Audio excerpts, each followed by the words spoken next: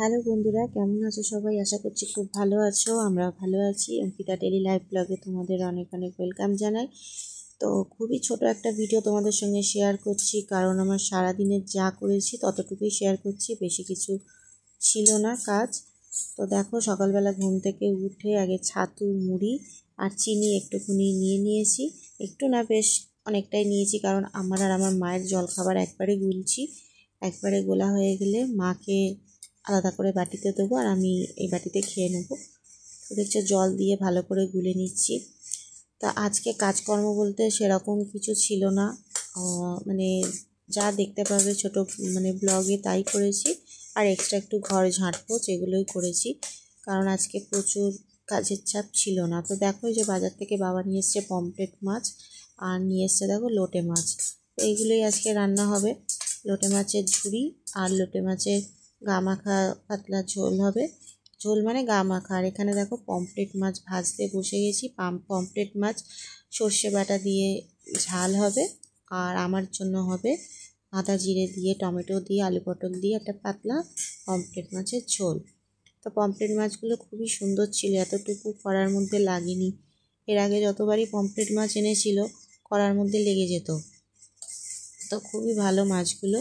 তো দেখো, মাছগুলো ভাজতে ভাজতে হঠাৎ করে দেখি বাইরে পুরো অন্ধকার হয়ে গেছে। এদিকে দেখো পুরো বৃষ্টি হচ্ছে, পুরো বাইরেটা অন্ধকার হয়ে গেছে। এখন প্রায় বাজে 3টে হবে, 3টে মতন বাজে। তো অন্ধকার এমন হয়ে গেছে, মনে হচ্ছে সন্ধে হয়ে গেছে বাইরেটা। তো কী আর করা যাবে, বৃষ্টির তো আর মনে হচ্ছে শেষ নেই এবছরে।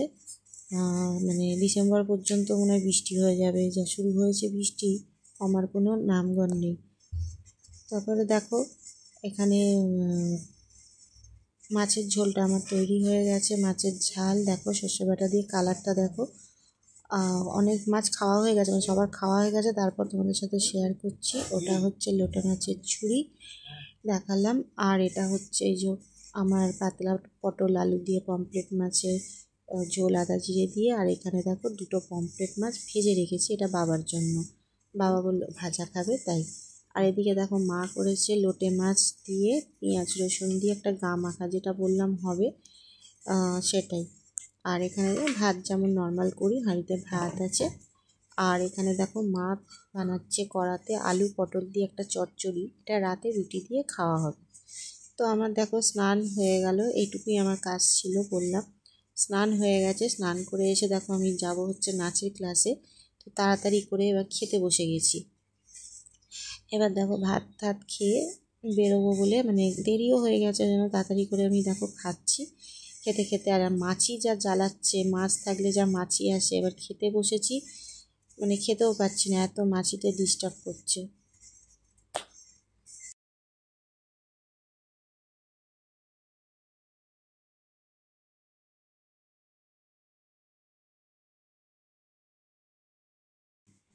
তো দেখো বন্ধুরা, এবার আমি রেডি হয়ে গেছি, নাচের ক্লাসে যাব বলে। খাওয়া দাওয়া সেরে দেখো একদম রেডি হয়ে গেছি। তো এই জামাটা আজকে পরে নিয়েছি, একদম পুজোর পর আজকে নতুন ক্লাসে আবার যাচ্ছি।